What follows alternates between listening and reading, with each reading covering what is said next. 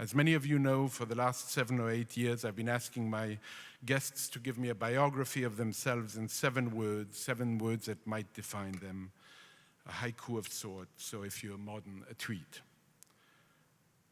Brooke Baldwin submitted these 7 words to me: woman, journalist, Kilimanjaro climber, pug owner, soul cycler.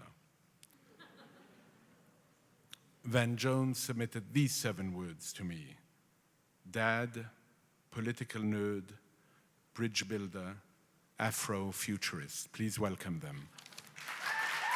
How are we doing? This is so nice. Thank you all so much for coming out for this amazing man and friend. Yes. You're sitting among friends, you should know. I remember we really connected. We've done a lot of television. Yes. CNN. But do you remember the moment when we were in the Reagan Library ahead of the presidential debate? And we were waiting in the wings, and I had just interviewed, it was a tough one. I had interviewed 40 gun violence survivors for something I'm just really passionate about, and did this big interview in the museum, and Van grabs me on the side and says, "You're from the South, aren't you?" Yeah. Do you remember that? Yeah, absolutely. How funny, 2 Southerners sitting up here. Love it. And so ever since then, the man has taught me to meditate. I mean, he's extraordinary in so many ways, and so it's just an honor to be sitting with you tonight in front of these amazing people. And so I'll get the conversation rolling, and then we really want to hear from you all. So just beginning with the fact that before we even get into the book, I think it's interesting just knowing what makes you tick and where you're from, Jackson, Tennessee. Absolutely. Well, I'm blown away that this many people showed up. You filled the room, my man. Somebody filled it. Give yourself. Yes.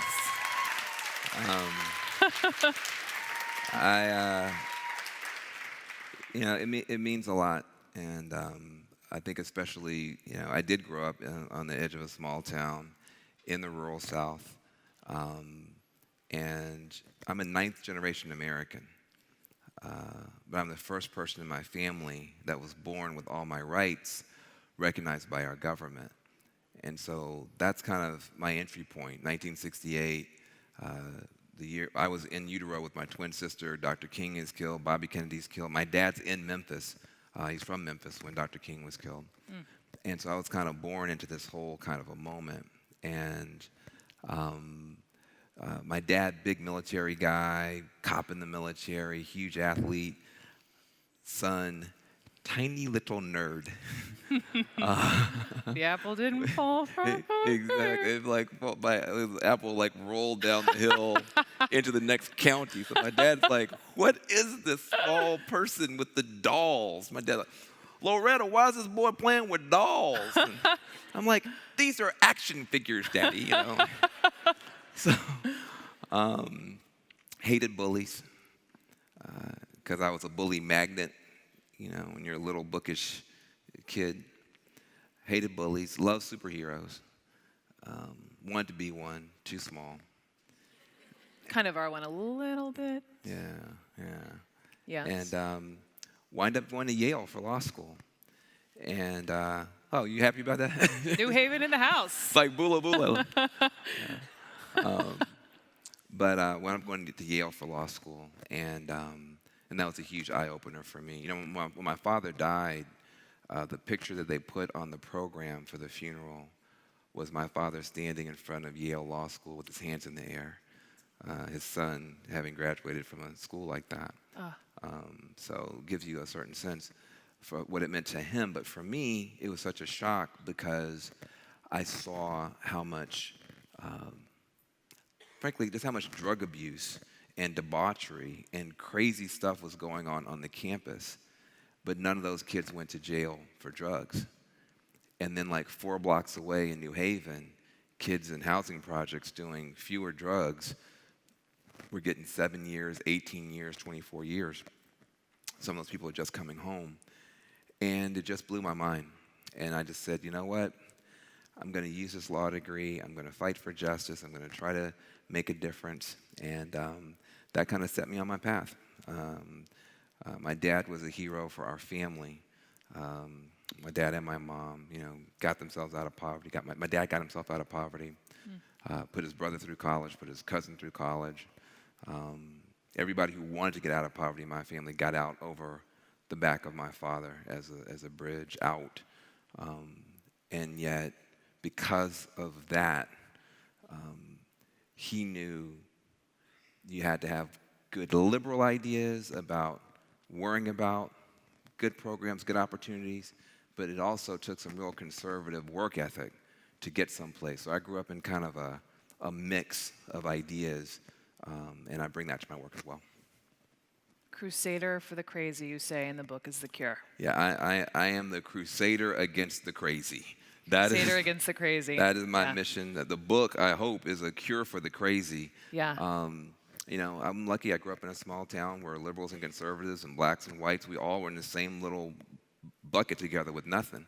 So we learned how to get along, and that's now gone. But it was Yale. I mean, you write in the book, and we won't stay on this too long because I know we want to move into the book, but it was really the Yale experience. You talk about your eyes started to open, the disillusionment of the system, and you tell the story of you were in Northern California, and the moment when you found yourself in the back of a van. A police van. A police van. With handcuffs on. With handcuffs on you. Yes. That was the first time. Yes. That was shocking. Why was that? Because I was a nerd. I wasn't doing anything. Why were you handcuffed? Because I was there. It was after the Rodney King uprising in Los Angeles. And so in the Bay Area, everyone was having a protest. Of course, in the Bay Area, people protest because it's breakfast. So it's not that big a deal. So I was there, and I've been asked to go and be a legal observer. So I was very happy. I'm like, you're in law school. Exactly. I'm Jones. And I had my little pad, and I had my little pen, and I was, observing, and then they arrested me. Oh, Lord. And Why? now I'm in jail. I'm like, wait a minute. And it was so stupid. I told the police officer, I said, pardon me, I'm actually a law student. They get your ass in the van. So they were doing mass sweeps of anybody, who was demonstrating at that time, and I was like, wow, I'm in this van, I've got handcuffs on. All the other protesters, as soon as the cops came, ran away. I'm still standing there, like, well, I'm. And I just said, this is not what my dad told me. Yeah. This isn't liberty and justice for all. The First Amendment doesn't apply if you're black. The police can beat you on videotape, and we get away with it. If you do drugs and you're black, you go to prison. If you're white, you go to rehab. I said, this is not what my dad told me. And I went to the left side of Pluto politically for about 10 years. I was as much of an outsider as you could possibly be. And then I became a dad. Mm-hmm. And then I started realizing, when you're a young person, you're like, F this school. When you're a young parent, you're like, fix this school. Same school. Very different. It's like you want stuff to work. You want the system to work. When you become a parent, you want it to work. When you're a young person, you're a young radical, young leftist like I was, you just want to throw it all away. But, I found my way back home to really a deeper love for the country and a deeper appreciation for what my father had gone through and what my family had gone through. And I decided, I'm not going to let bigots, hateful people tell me what America is anymore. I'm going to say what America is.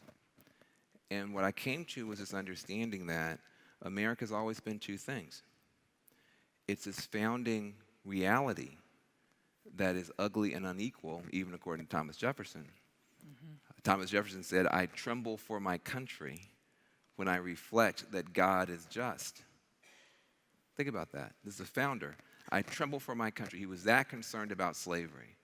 He was that concerned about inequality. He said, I tremble for my country when I reflect that God is just.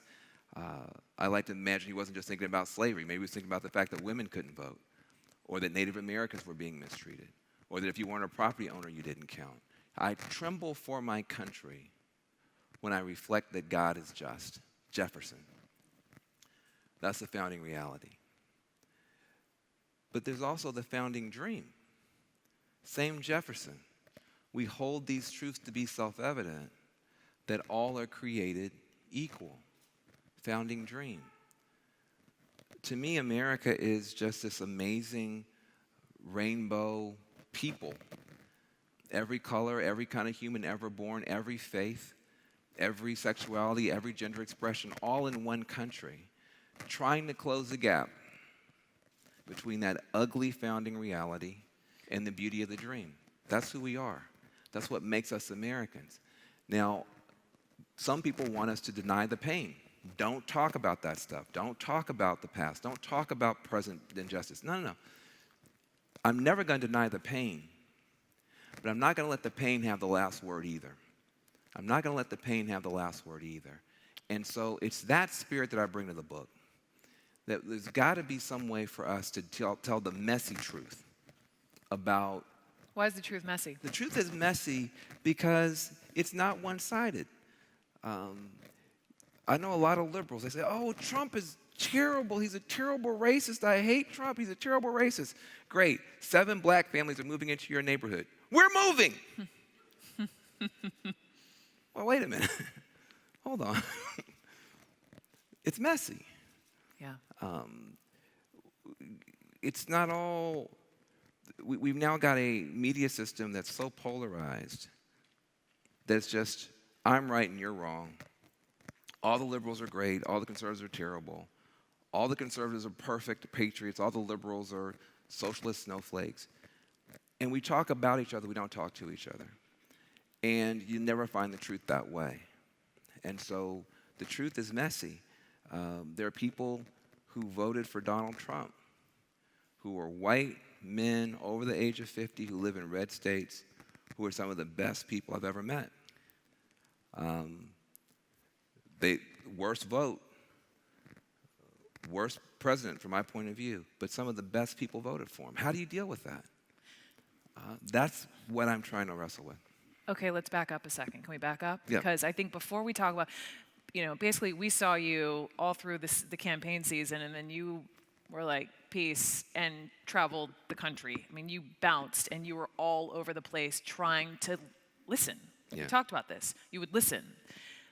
But I think it's interesting, and you talk about this in the book, bring us into your brain on election night, because you tell the story of 2008 and seeing the first African-American president being elected, and you have a baby on your lap and goosebumps, to bright lights, far from your family, November 2016, and the pressure you felt when you knew you would be going live in front of tens of millions of people. Mm-hmm.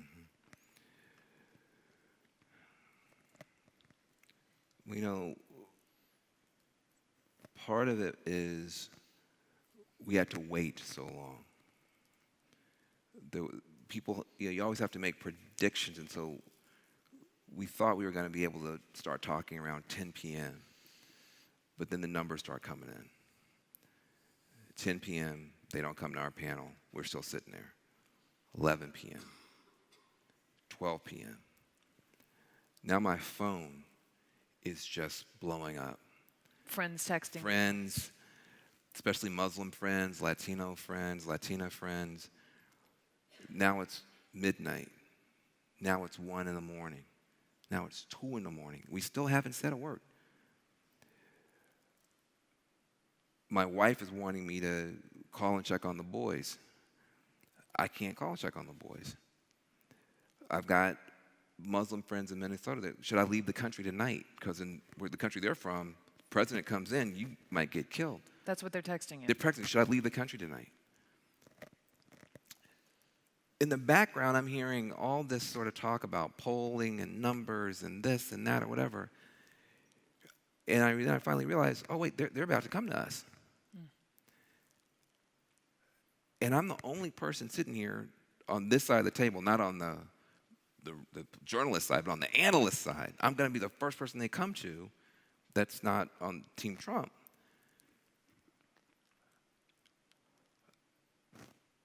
And I just said, you know what?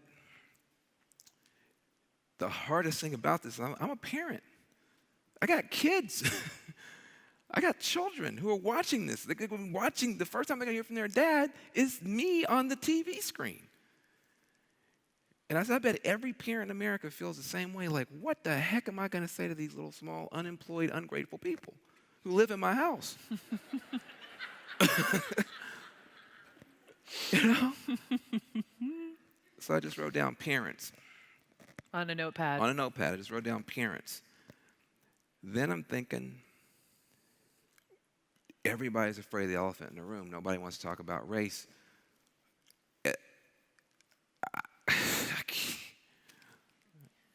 Let's go. So I just wrote down white lash. Do you all remember this moment? And then they come to me.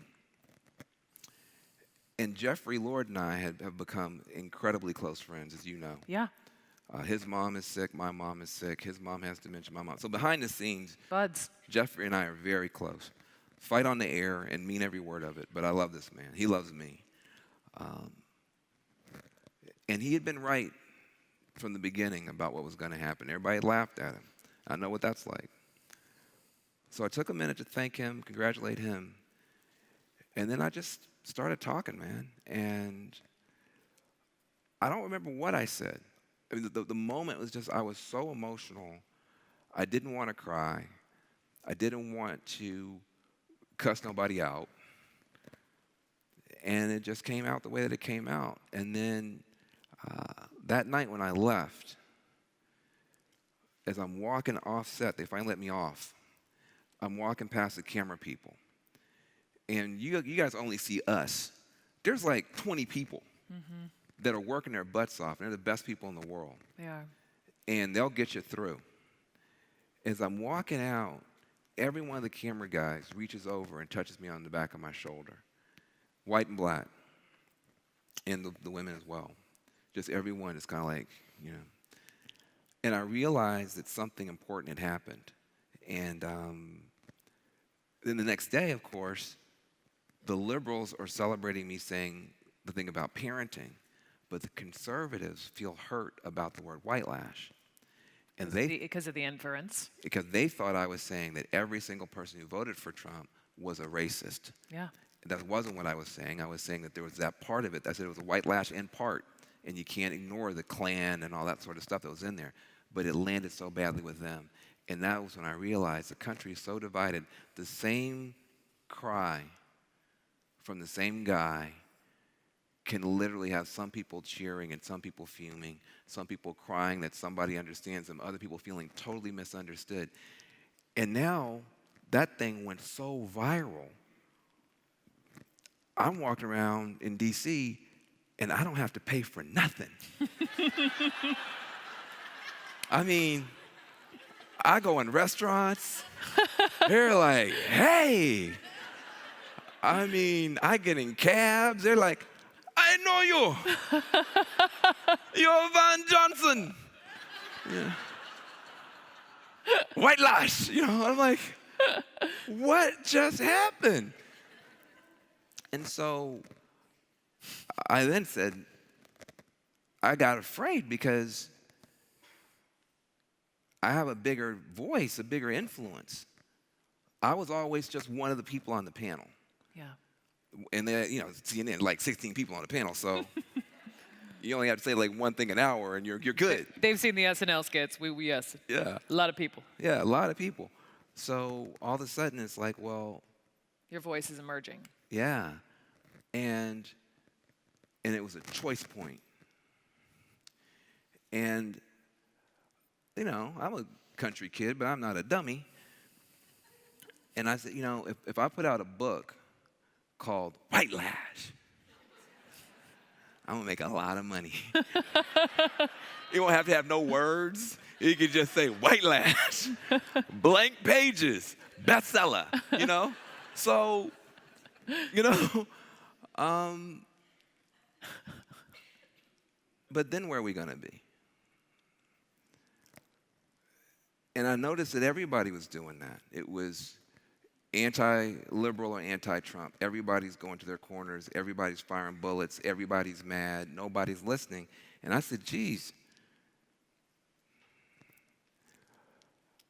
if I participate in the food fight,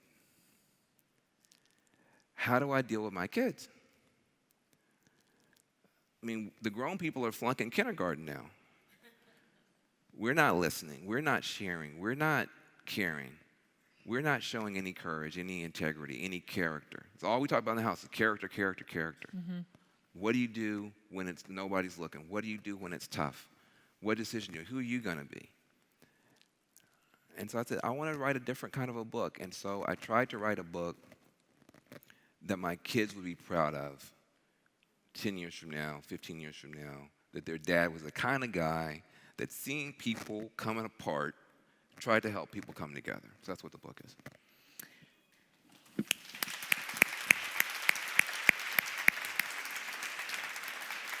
So I remember one time I called you up because I needed advice on something, and you were like, Brooke, I can't talk. I'm in a bus. I'm about to eat barbecue with a bunch of people in Detroit. I mean, you were zigzagging all over the place, talking to everybody, all kinds of folks. Did you ever have any moment, did it get ugly? You mean conversations, sitting around a table? Or was everyone welcoming? People were, you mean like coal country, red states? All of the above. People were very suspicious, but also they were captivated. You're like, hold on a second. This ultra-liberal black dude from CNN, which to them is like, Pravda, is coming to our county. To them it's like we're some combination of like, Pravda and TMZ. I mean, I don't know what they think we are. So they want to talk, but they don't want to not talk, you see? And so the curiosity kind of pulls them in. And then nobody was mean to me. But there's a lot of hurt and a lot of anger everywhere I go. And and people aren't stupid. People know that, if you're a white guy in the Rust Belt, you're very aware that there's a bunch of people in the country who think the worst of you. And it bothers you. And you feel misunderstood. And some of the folks that I've met who voted for Trump, in their own heart, deliberately were trying to send a distress signal about what they were going through. And they knew that Trump was temperamentally unfit. They knew that the way that he talks about women, if their own kid talked that way, they washed their mouth out with soap. They weren't proud of a lot of the things, the way he was carrying himself, but they said, if I don't send this distress signal, no help is ever going to come to my county. And I think that's a tough pill to swallow for a lot of us, because I say, listen, I got distress in my community. Yep. I'm not voting for crazy, mean people. And we have those conversations. Like, listen, I get your pain. I got pain. But common pain should lead to common purpose. And common purpose should lead to some common projects. And common projects should lead to some kind of common sense. And instead, we got the same pain.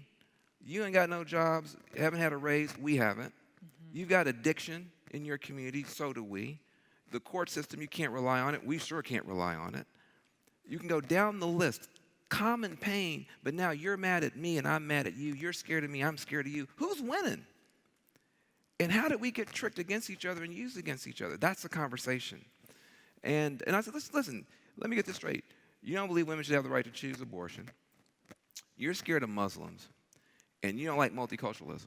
Well, here's what I would ask you to do. Don't become a Democrat. Stay over there. Stay in your party. We got a party for people who think like me and a party for people who think like you. But vote for better Republicans. Don't vote for Democrats. We don't agree enough for you to vote for Democrats. Vote for better Republicans. Because right now you're voting for Republicans who are so terrible that if I brought them a deal, then where you would get 99% help, but 1% would go to help Muslims, they turn that deal down. You are better than the people you're voting for. Now, I'm going to fix my party, you fix yours. And that kind of a conversation, I think, needs to happen more often. Speaking of Republicans, Yes. let's talk about your good friend. In terms of bridge building, Yes. this is something that you're all about. Yeah. And I think to show the point you're making, before I tell you the name, the wave election, remember it was 1994, the Republicans took over the House. There was a certain speaker. You have read all of his books. Yes. And you had never met him, Newt Gingrich. I mean, of all people, to be this guy and Speaker Gingrich. Tell the story to show the point of bridge building and coming together of when you roll up into CNN because they're interested in doing the show Crossfire Part 2, and you meet him and knock his socks off. I've been fighting Newt Gingrich my whole life. Way to begin. I live in my head. I mean, I graduated from law school in 93. I'm going to go out and make the world a better place. In 94, he becomes speaker, and I'm like, okay, this is not going to work out as well. So in my mind, I've been fighting this guy my whole life. Every book he put out, I mean, I have them all in hardback. And then suddenly CNN says, we wanted to bring Crossfire back, and we want it to be you and Newt Gingrich. Right? So we have to go meet him and want to see the chemistry or whatever. So I walk in, there's Newt Gingrich. And Newt Gingrich is like you can say Newt. And on at least 3 continents, people know exactly who you're talking about. I mean, this guy is like a legend. And so I walk in, he's sitting there, and he's got his I thought his henchmen, his bodyguards, they're just researchers, but they're big guys. And so I walk right over to him. He stands up and looks at me, I look at him. I reach out, I shake his hand. And I say, I want you to know something. I said, I am the only person in this country, including your wife, who has read all your books, sir. And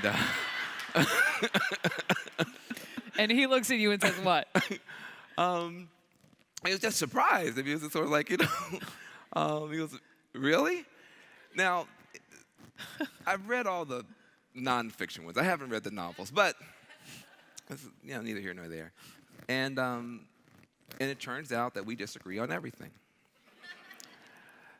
except on criminal justice.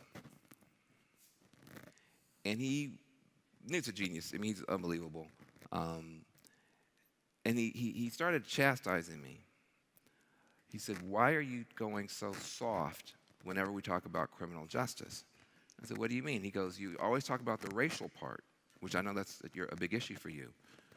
But as a conservative, the prison system has become, in my view, a big failed government bureaucracy that gobbles up all this money and has bad outcomes with no accountability. I have libertarians in my party who are concerned about the government gobbling up more and more rights and putting more and more people away. As a Christian conservative, I am concerned that there's no redemption. Where's the second chance? You leave a physical prison, you go into a social prison, you can't get a job alone, you can't get an apartment. He goes, why are you pulling your punches? You should be much tougher on the prison system. And I said, where you been all my life, I was like, say some more, I like it when you talk that way. And I said, well, listen, if you feel this way, you should say it publicly. He said, I've been saying it publicly. He says, Rick Perry, a conservative Republican governor, closed prisons in Texas and lowered the crime rate. Kasich in Ohio has reformed the system there. Governor Deal in Georgia is closing prisons. The Republicans have been leading on this. You guys just don't ever pay attention to what we do.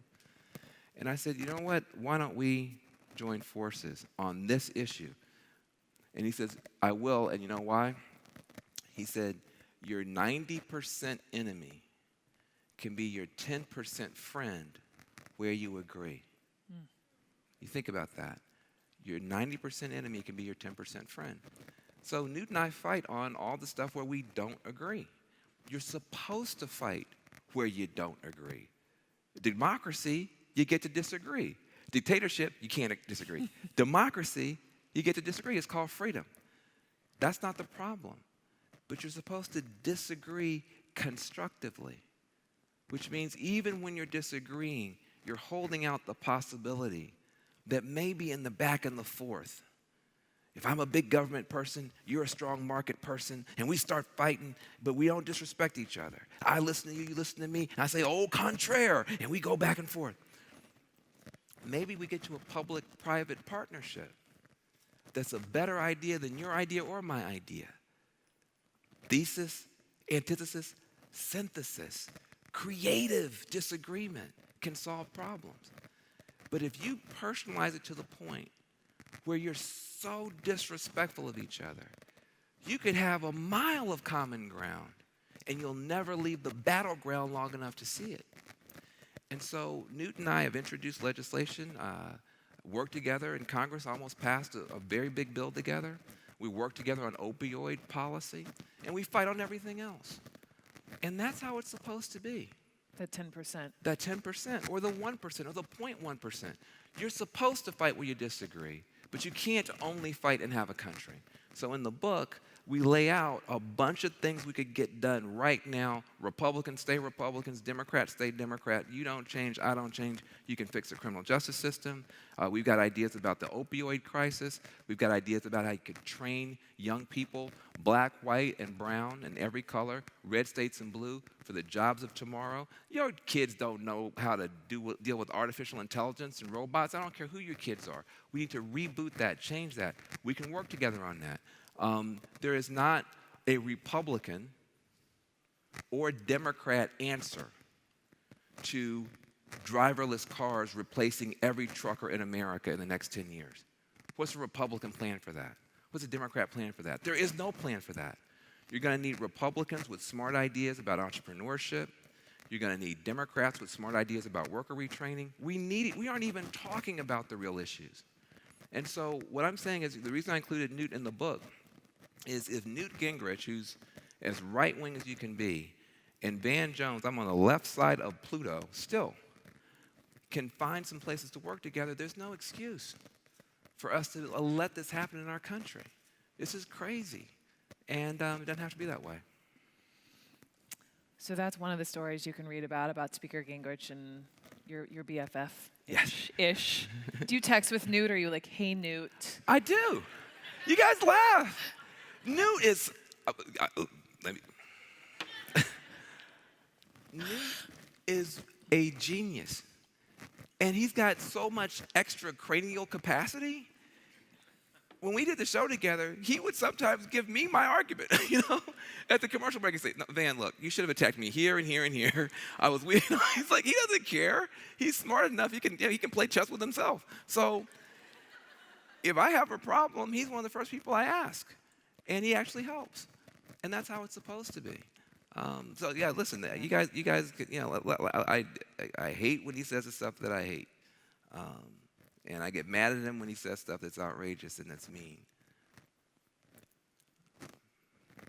But that guy was also pushed around as a little nerdy kid, a little army brat who liked zoos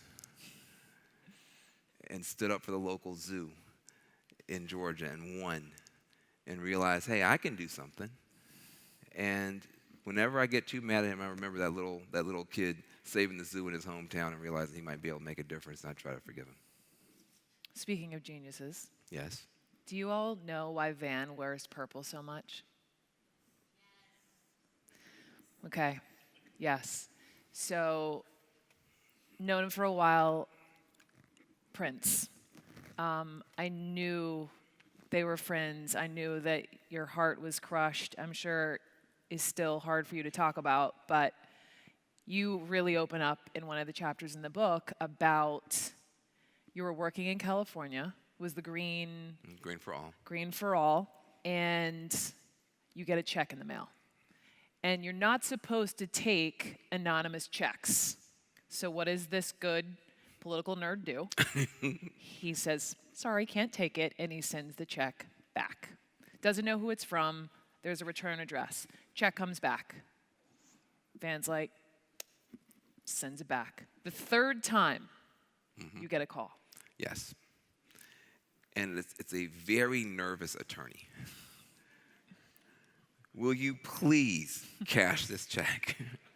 And I said, no, I'm not going. I am not going to cash this check.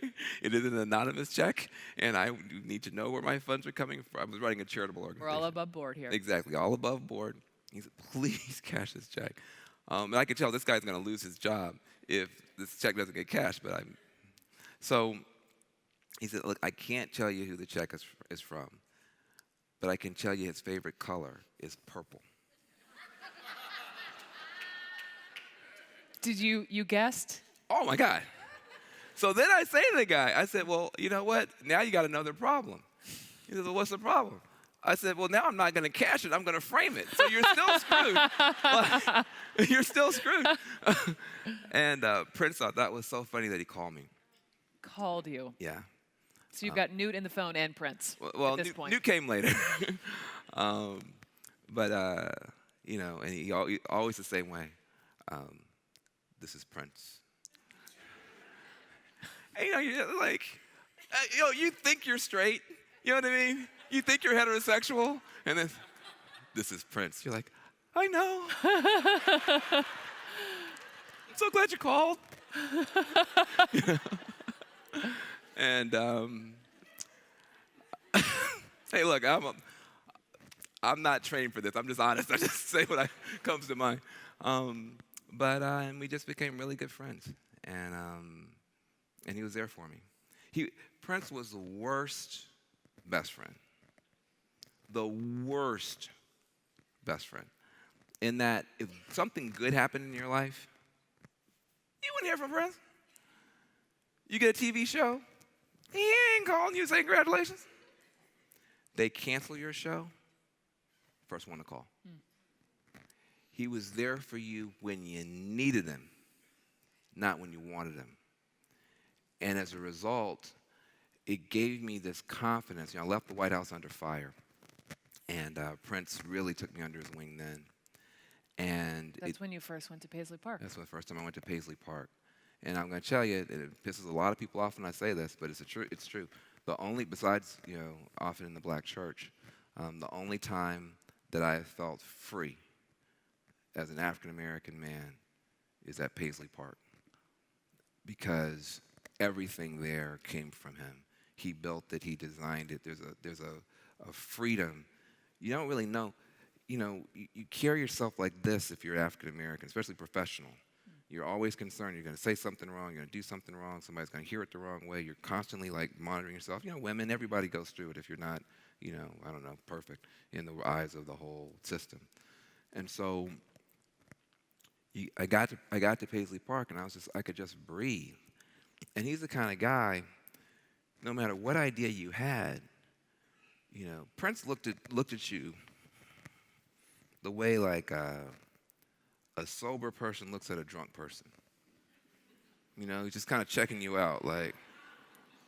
And then whatever idea you have, he's like, well, that's good, but why would you only do that in the United States, man? He wants you Think bigger. to think bigger, bigger, and believe in yourself.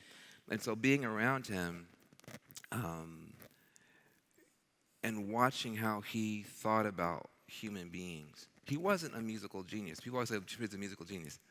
He had a genius for humanity that was so profound it could only express itself musically. That's different.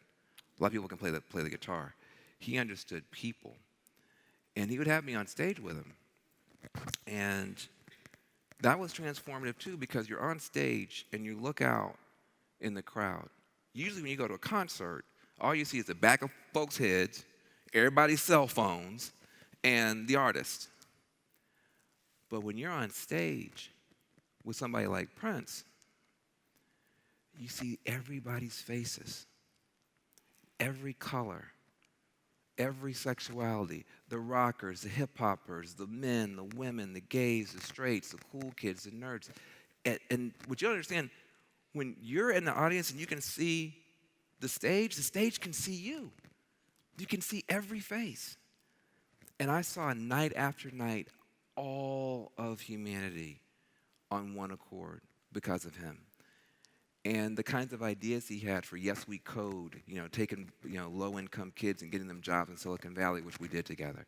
Getting solar panels in the hood with Green for All, which we did together. These were ideas that were radical, but everybody loved them. You have to love it. How can you hate solar panels in the hood? You have to love that. I don't care who you are. How can you hate some kid from Oakland getting a chance to work at Google or Facebook for a summer? You have to love that. And so his politics weren't red, they weren't blue, they were purple. And he was able to see a way to do stuff that would get everybody together. And so I've seen it. I know what's possible. And that's why it's so hard. And you have too. You've seen, this is ridiculous. This is ridiculous what's going on. And that's why it's so heartbreaking. We all have seen good people do good stuff. And you just can't let that go in a country because you got some orange weirdo doing nonsense on the Twitter. You just can't let the country go because of that.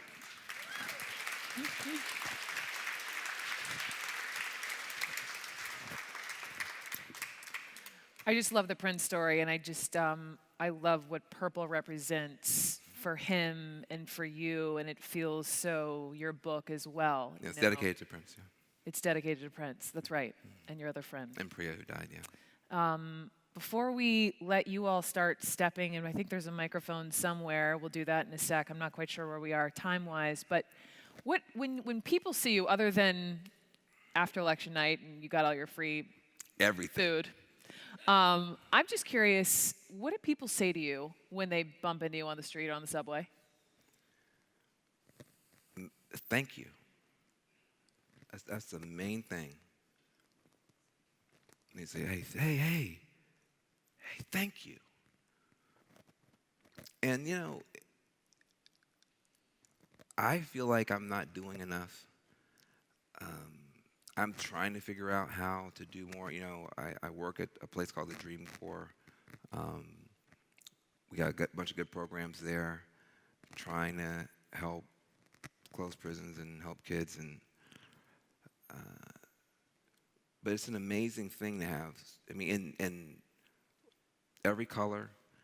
Even people think, Van Jones is a left-winger and worked for Obama and all sort of stuff. Mm-hmm. I've had a few, 2, 3 conservatives say nasty things. But mostly, they'll say, hey, I don't agree with you, but I like you. And I think that can seem like it's not a big deal. But people liking each other, even when they don't agree, it's a big deal. That's a big deal. It's a big deal. That's a big deal. And, it's very meaningful to me. I tell people all the time, they say, I don't agree with you, but I like you.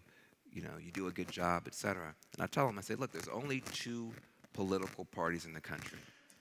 There's a give a damn party and the don't give a damn party. If you're a Republican or you're a Democrat, you're in the give a damn party.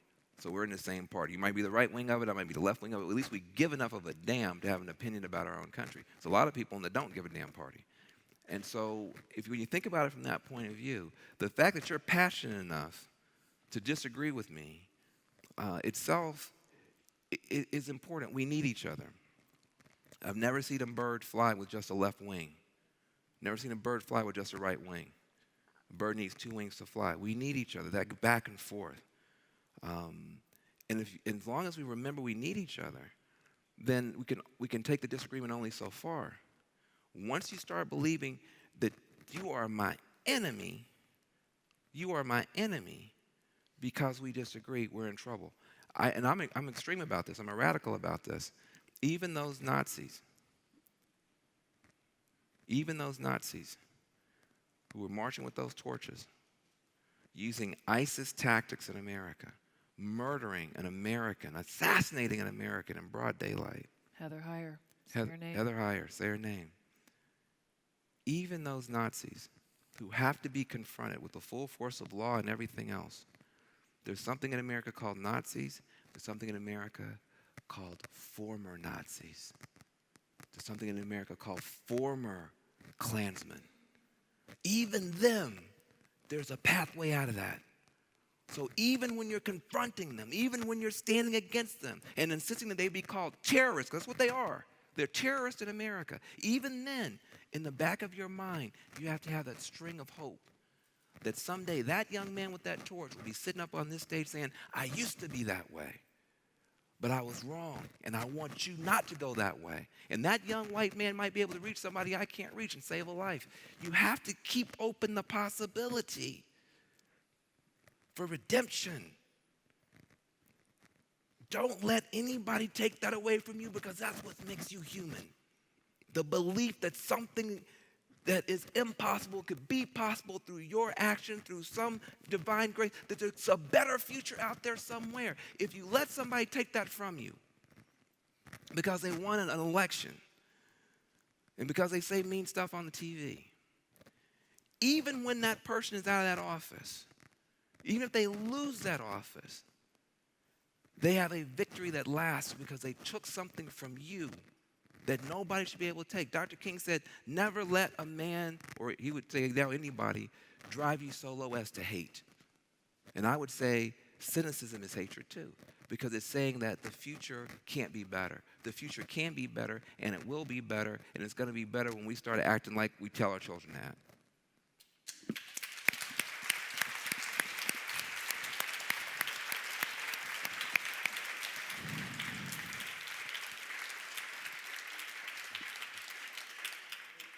Here and ask some intelligent please. questions. Please step on up. Who wants to be the first? Who wants to be the first questioner? Ah, brave soul. Up two. Ladies first. Why not? Hello, good evening. Thank you for this very passionate talk. First, greetings from uptown, Silicon Harlem. We all say hi, Clayton and Bruce, and thank you very much Thank you for all for your your great work. support of kids in STEM and so forth. My question is based on the conversations you've had, the data you've seen, and, you know, frankly, what some of your fellow intellectuals and writers have been talking about, like Ta-Nehisi Coates recently, you know, first white president, his article that just came out a few weeks ago.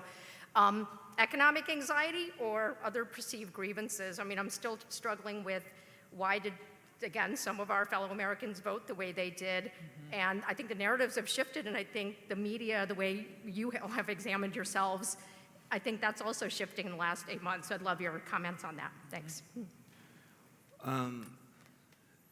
People voted all kind of ways for all kind of reasons. It's not simple. It's not binary. It's messy. When I talk about, I have a whole chapter in there where I try to explain this phenomenon, which I call, you know, the white lash part of the overall Trump coalition.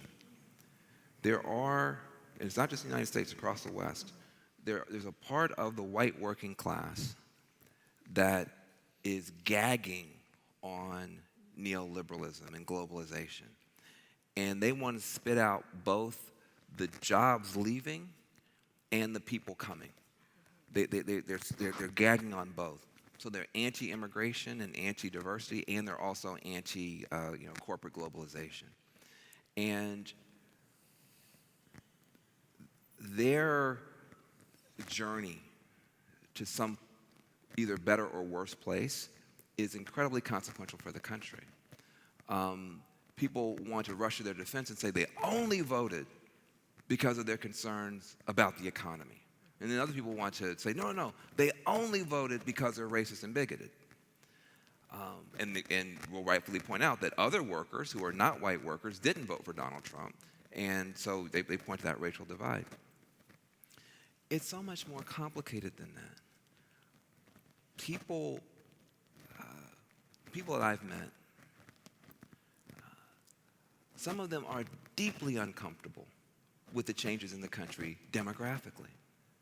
They are. They're uncomfortable with the changing gender roles. They're uncomfortable with the changing definition of marriage. They're uncomfortable with a lot of change. And I think we have to say, yeah, I get that. And here's more. I'm going to be pushing more change. I think I want more of the same. And change is hard for people. Here's what I think we haven't done a good enough job of, just admitting to ourselves. Yeah, we're jamming a lot of change down people's throats who don't want it. And some of them can handle it and some of them can't. Some of them will say yes, some will say no. Some will gag on it. Some will like it one day and they'll like it less tomorrow. Some will hate it today and they'll like it more tomorrow. Change is hard for people. Liberals are very interesting to me. You ask a liberal about change, they say they're for it. Then show them a neighborhood that's gentrifying. I say, no. Gentrification is bad. I have a lot of friends in Oakland, California. Oakland, California, the past 5 years, because of Silicon Valley, has just been changing like you would not believe as Silicon Valley millionaires move into Oakland and totally change that city. I'm going to be very honest with you, and you can be very angry with me if you want to be. But I'm going to be very honest with you. If I could build a wall around Oakland and make Silicon Valley pay for it, I would do that. I would do that. I would. As someone in tech, I find that funny. I would, because I like Oakland the way that it is. I like Oakland the way that it was. I remember being a young guy walking around with my clipboard and my dreadlocks and just gonna fight the power. Now I go there and they got kale everywhere. I'm like, what the hell happened to West Oakland? Now, You still had me at dreadlocks. Just Google me. Oh, I had dreadlocks, the whole deal, man. That was my glory days. And I say that just because it just gives me a little bridge of empathy to somebody who says, I remember America being different. Now, that doesn't mean I'm going to stop doing what I'm doing. I'm going to keep fighting for immigration. But just remember that it's hard. That's all. A little understanding so that maybe you don't tell somebody, you have to accept all this change, and you have to like it, and you have to do it on my timeline, and if you don't, you're a bigot. I think that's too much. I think that's too much. So we've got to, don't underestimate the heroism of your own cause if you are an American and you believe in democracy. You are a freak. You are a bizarre person. You are going against 10,000 years of human history. You want 300 million people, 300 million, every color, every faith, every kind of human ever born in one country to get along and to make an economy work for everybody and to vote on it and do it democratically. Where did you come from? This is a crazy idea. This is a lunatic idea. 10,000 years of human history, we've been chopping each other into small bits because you're in one tribe, I'm in another. We got 500 tribes in this city right now, and we mostly get along. It's a miracle in human history what we do every day, a miracle. And if you ever think that it's going to be easy and you aren't willing to hold the hands of somebody when it's hard for them, white guy, lesbian, whatever, if you ever let go of their hand, you've broken the bonds of citizenship. I don't care what name they called you. They called Dr. King a lot of names. He never let go of anybody's hand. I don't care what they do to you. If you let go of their hand, you've broken the bonds of citizenship, and Lord knows what comes next. So we got to hold on to each other. See, that's what I'm saying. And people say, well, geez, Van, that's some kumbaya. That's not kumbaya. That is tough. That is tough. You think I'm some kumbaya. I'm going to tell you, brother. You can have a conversation later. No, I'm going to tell you. People say Van Jones so kumbaya. I've closed 5 prisons. I've closed 5 prisons. Okay, my team. I mean, I didn't do that myself. Reformed 2 police departments, including one of the most deadly in the country. Gotten one of the worst cops in California fired. Helped to create 10,000 green jobs. The stuff that Black Lives Matter say needs to happen, and they're right, I've done. And you know what I learned doing it? Ain't enough angry young black dudes to get it done by ourselves. That you have to reach out. You've got to build a coalition of conscience. When we stopped the super jail from being built in Oakland, California, my greatest victory, I've never said it publicly, I'm going to tell you the truth. We got all the anti-racists in Oakland together, and we marched and we hollered and we sat in, and man, we were bad. We were going to lose. Somebody had enough sense to get out a map, Brooke Baldwin, and they said, well, where are they going to put this super jail? And we noticed they're going to put it in the white part of the county. We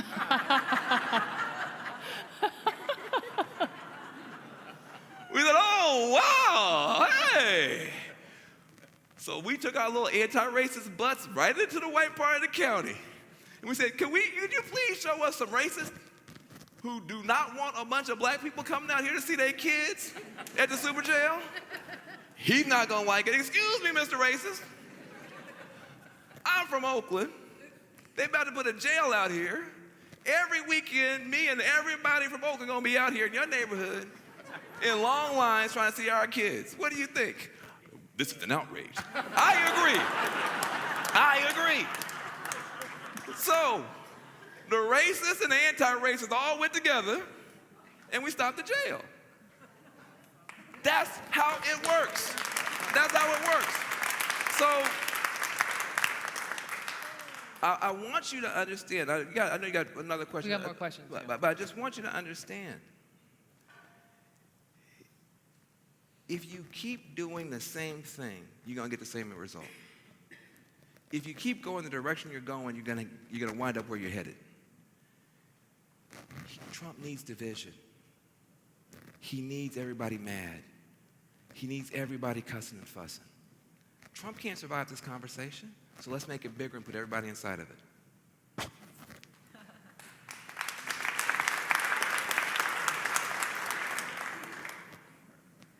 I don't begrudge you a single dime of a book that you sell, but I think that this sort of this collaboration comes at the cost of truth. And you sit on a panel with people like Corey Lewandowski, and the New York Times employs climate change denier, and there is this collaborative effort, amongst people, amongst us liberals, and it comes at it. What it cost us is truth. We talk about things that aren't true as if they are true. You talked about Thomas Jefferson, and Thomas Jefferson's concern about a just God may have had something to do with the fact that he was having a sexual relationship with a 14-year-old child who was also property. And if we can't talk about those things, those are really hard truths. We talk about, like pouring waste into streams is somehow going to make, coal production more cost efficient. And we have those conversations. We dignify things that aren't true. And my big concern about, you and others collaborating with people who are opposed is making all the things that are, that those arguments have historically been based on, is validating them. And I'm curious as to what your considerations were about that, as you're writing the book, as you go on television with Newt Gingrich. And do you really think that if you were, you and Newt were in the House together, if you could collaborate in the same way that you collaborate on television where, you're being paid by CNN now, but if your re-election was dependent upon the NRA or petrochemical companies or... Let's get to the question. Yes, sir. Petrochemical companies or, for-profit prisons, would you still be able to have the same sort of collaboration with Newt? Would Newt be able to vote for, that 10% that you spoke of? Let me say a couple things. Yes and no. On the areas where Newt and I agree now, there are there's a big enough consensus on both sides, we could get something done. Opioids, criminal justice, education reform for technology. We could do that. We could do that deal. But in general, no. Right? In general, you're pointing to something structural now. You're pointing to the fact that big money interest, its influence on politics, the gerrymandering, the toxic corporate media culture, structurally make what I'm talking about very, very difficult. I agree with you on that. One reason why people say, "Are you going to run for office?" No, I'm not, because there already are great people running for office. They can't get anything done. So I'm trying to clean up the media culture as best I can. I got friends who are working on the gerrymandering. I got friends who are working on the big money in politics. So there's some structural things. I understand your concern that trying to reach across might put you in a position of denying things that are true. And I think the old bipartisanship was very guilty of that.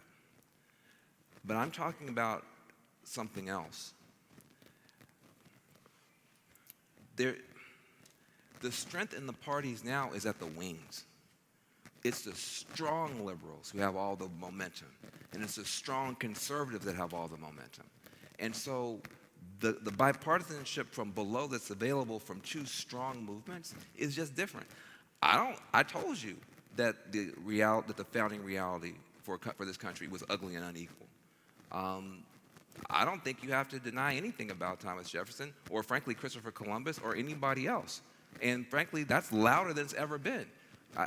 I see us being louder and prouder, sticking up for our own narratives and our own truths, which I think actually then buys us the right, a la Nelson Mandela, to then be able to reach out.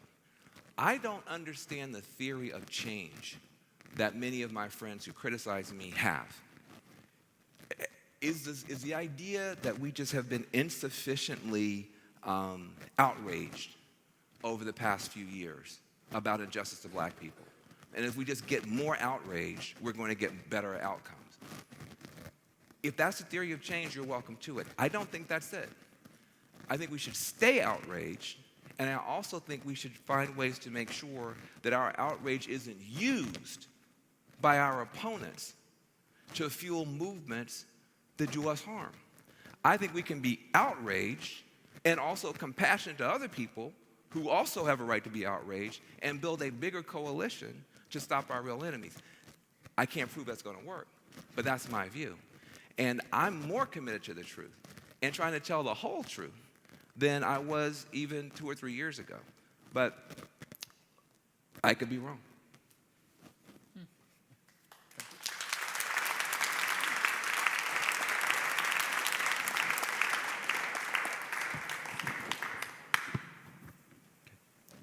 Hi. Hi. Thank you so much for speaking tonight, and I really admire what you're doing within the realm of CNN and outside of CNN as well. My question is, I think a lot of this country, bipartisan, was in the interest of bridging divides, as you say. We saw a convergence in this election cycle over certain issues, in particular campaign finance reform. And I think it was a huge dismay to many voters to see that mainstream media coverage of Donald Trump was maybe 23 times as much as that of Bernie Sanders.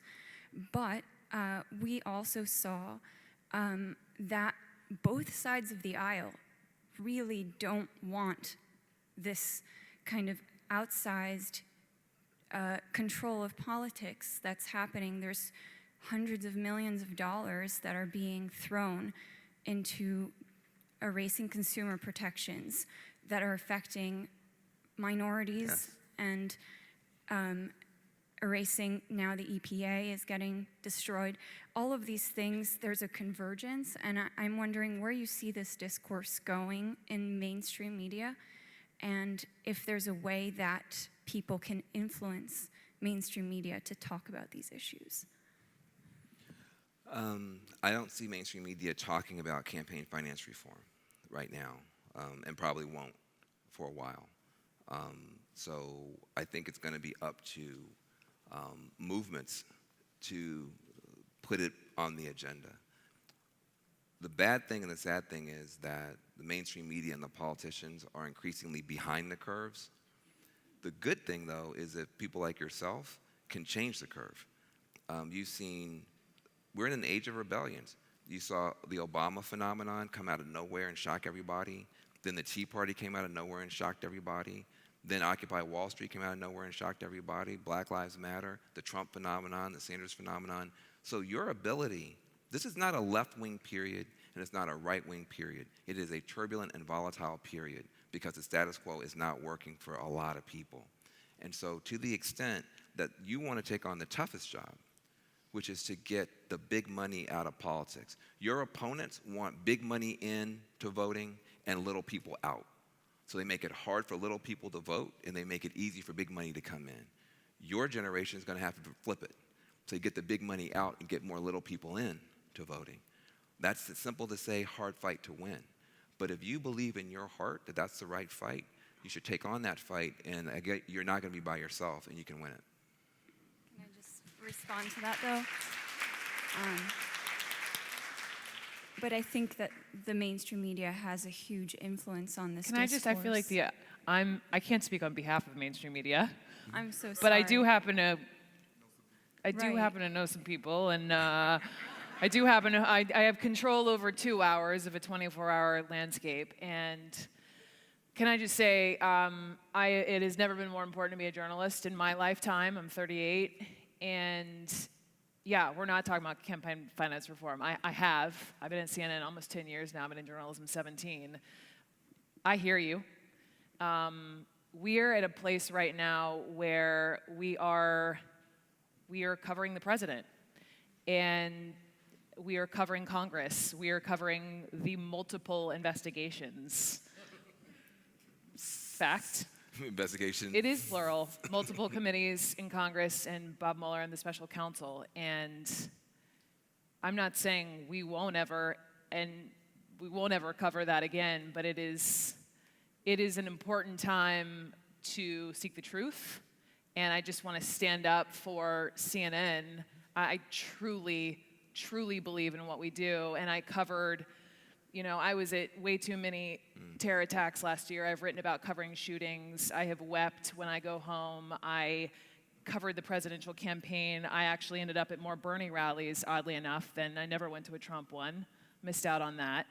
But I guess we talk about him plenty now. But I just want to stand up for at least my sliver of the piece of the pie that I have a voice. As a woman and talking about all the issues out there, but I hear you and I'm listening, and it is important.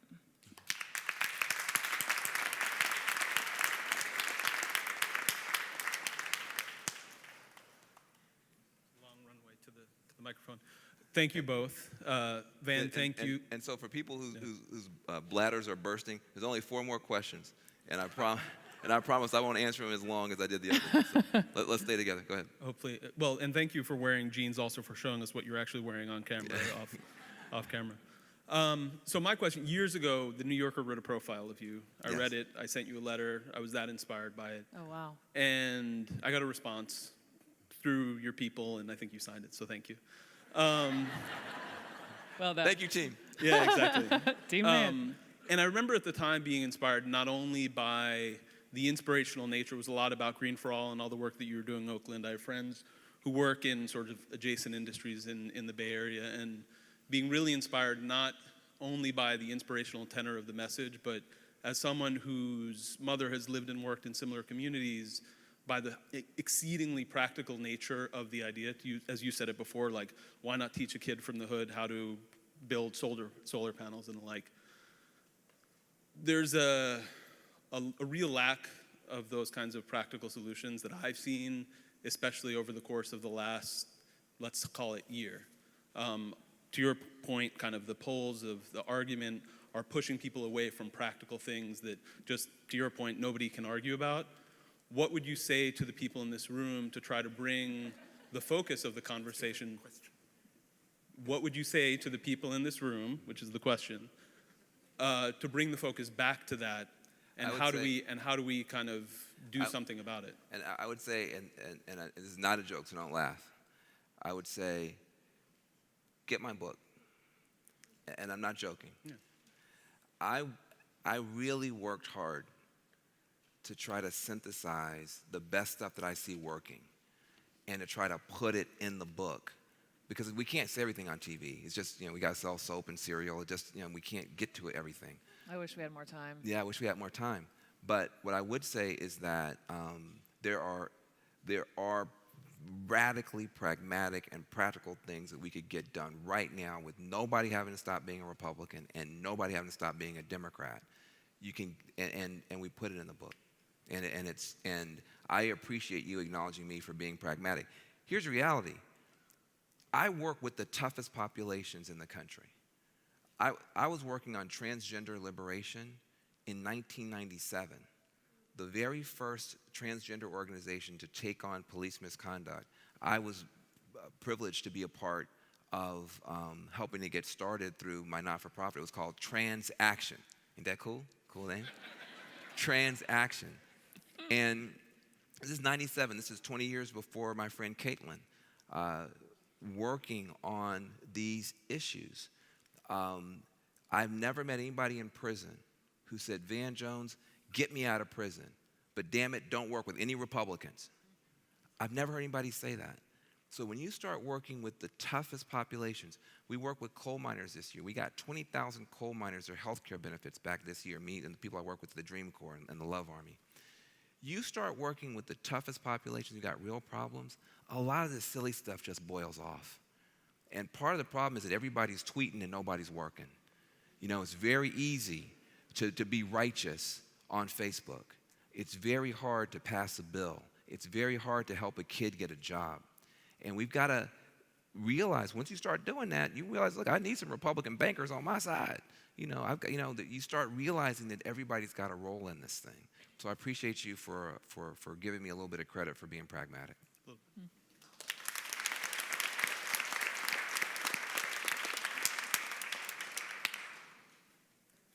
Hi there. Hi, thanks for coming out and doing this. I spoke with you actually at the first night of the We Rise tour in Los Angeles. Oh, good. Good to see you again. And I wanted to thank you again for, some others have mentioned your pragmatism, also the authenticity.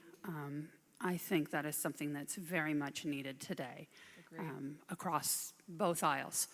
And I've come here from actually Washington State for tonight, and I live in the rural part of the state in central Washington, and something that a lot of people aren't addressing, and that's really a question that I've had is, how do we get more people, when you talked about needing to have better Democrats, better Republicans, don't change parties, but get better people. How do we get those people not just financing them, which is a problem, especially in the rural parts of the country? How do we get them to run? How do we encourage people to actually stand up with the way they've been beaten up, not just by the people in the communities, but by the media? Not, both sides. I don't know, beg, plead, bribe, blackmail, I don't know. That's a tough question. It's important, but I don't know. People try to get me to run all the time, and I say, heck no, so I don't have a good answer. Sorry. If you come up with one, share it with us, please. Hey, but you came all the way from Washington State. Give her a round of applause for coming all the way from Washington State to be here. That's a big deal. That is some Van Jones love. What? That is some serious Van Jones love and dedication. I appreciate it. You need to find her afterwards, all right? Don't worry. You see, look, Nisha's going. That's my, There we go. Yeah. Hey, by the way, Team Van. Give my chief of staff a round of applause. Nisha Anand is my chief of staff. She's going over there. Give her a big round of applause. She got to put up with me every day. That was rough. Hi there. Firstly, I want to thank you guys for both of your contribution in media and politics and the political discourse. My question is coming from your thoughts on the polarity in politics, which most times results in a polarity in race.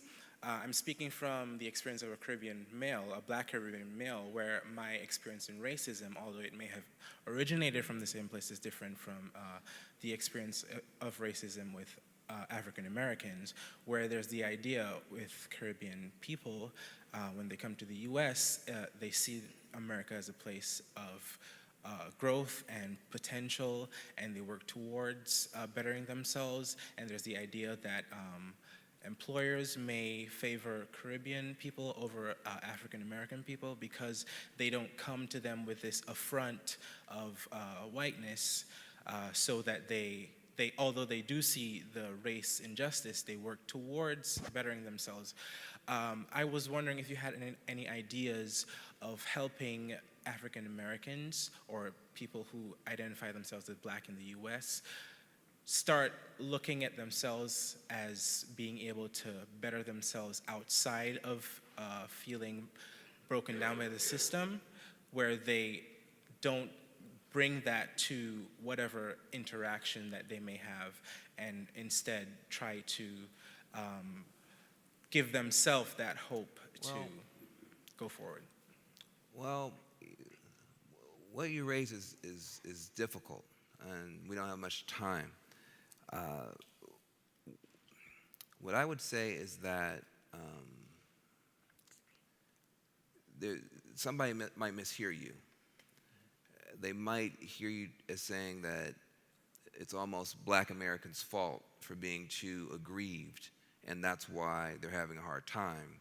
And if they would just be less aggrieved, then they would have a better time, and that's the answer. And I don't think that you mean that. Yeah. I think the truth is messy. I do think that there's a psychological dimension to this for each individual person trying to navigate racism or sexism or whatever. And that if you can cultivate resilience, and if you can figure out, if you can develop that skill set to some kind of positive psychology, there's a way to be a little bit less triggered and maybe navigate with more skill. I spent a lot of time in meditation and therapy and everything else trying to do that because I had to be on stage with Corey Lewandowski, so that was tough.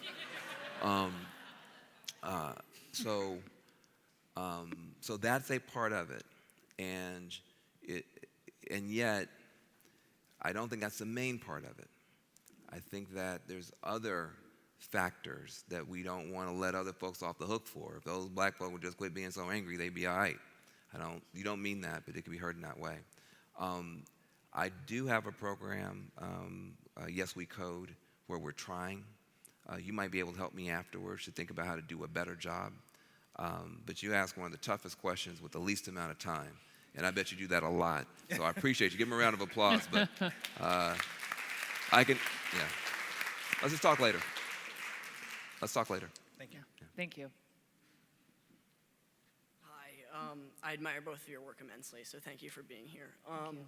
As a senior in high school, my classmates and I have grown up in the age of social media. That's what we know. We grew up with Instagram, Twitter, and in the last... MySpace? Yeah, MySpace was a little before our time. There are payphones out there. Do you know what that is? Just kidding. I've seen over the last year the incredible divide in this country on social media, but I know I have to be quick. But no one really wants to personally talk about the issues that even my classmates and my classmates are putting on social media. There's these long paragraphs explaining their rationale, but no one actually wants to talk about it personally. So how do you think we should prepare the next generation of policymakers to personally talk about these issues, because they're not going to go away? Well, what do you think would work? I believe trying to push more conversation, but I think in the age of the divide, that with each new issue that presents itself, whether, especially in this age, each tweet that comes out,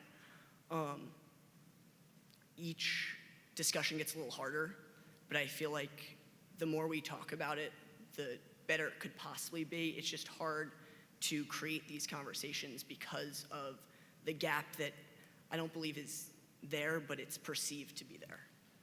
You know, I have no idea how to help you. I don't. And That's a great question, though. But I don't, because to me it's easier to talk than to tweet. But I'm probably 3 times, how old are you? 17. So I'm like 3 times older than you are. And what I think our job is to kind of help you guys solve some of this stuff with a lot of support. You will figure this thing out. If you are passionate about this in-person dialogue, you might go and have to build an app to do it. Let's talk to each other.com. Meet me here. You know, face to face. Yeah, well, they have those apps. I don't know. When they Not meet, going there. We're keeping it clean. and when they meet up, they don't be talking sometimes. But anyway, You don't know about this. yes, you're too young. But honestly, I mean, when I was young, I had the civil rights people trying to tell us what to do and you guys should do this the way we did it, et cetera, and it just went over our heads because we were the hip-hop generation. And they're, oh, you guys need to pull your pants up and stop cussing and all sort of stuff. And we were like, F you. We're going to do it our way. So I have enough sense to know that the fact that you identified this is a big deal.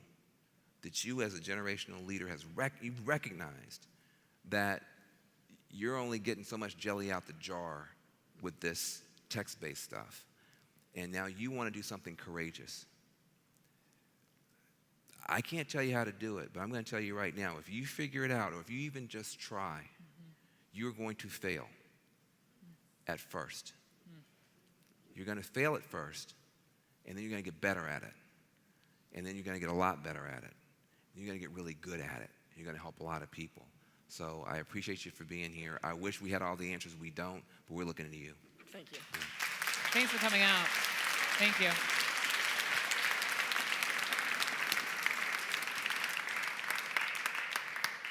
Hi, I'm shy and nervous. I just want to ask Van that if you set aside the fact, or according to Kellyanne Conway, the alternative facts of what Trump has done, he's hijacked and taken hostages in the controversy with the national anthem and the football and all the sports people like Jamel that's getting suspended. And my question to you is, when Colin Kaepernick took that knee over a year ago now, why is he still unemployed? Isn't there anyone out there? Because you see the owners holding hands and kneeling together, but why isn't he getting a job? And with the police brutality that was the original Impetus, yeah. yes, that's like been shoved all the way to the background. And to me, that is pure racism, to me. So that's the question. What is your theory about that stuff? And for Brooke, I just want to say I'm crazy about you, and I watch you. I watch you every time between 2 and 4 when I'm home. Or, Thank you. I'm not technological. I'm 55 years old, and I still have a hard time with, like, what's live streaming, what's this and this, forget about it. But I just want to mention something that delighted me was when you were in Louisiana. I think you were on the Navy ship with your friend, the captain. We're in the Middle East. Oh, wow. I was blown away by that. Yeah. So thank you so much. Yeah. Thank you. Hey. Wow. I strongly suspect that first question wasn't why she came up here. I don't think you care about Colin Kaepernick that much. I think. I'm cool with fangirls. What do you think's going on? Has it been hijacked? Yeah, of course. Yeah. What I would say about the whole thing is that these rich athletes are told that they are rich enough and privileged enough that they should shut up and shouldn't have an opinion about anything and shouldn't complain about anything and certainly shouldn't complain about America. The president is a billionaire who complains all dadgum day about everything. So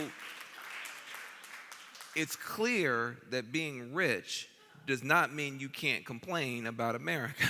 The president does it every day.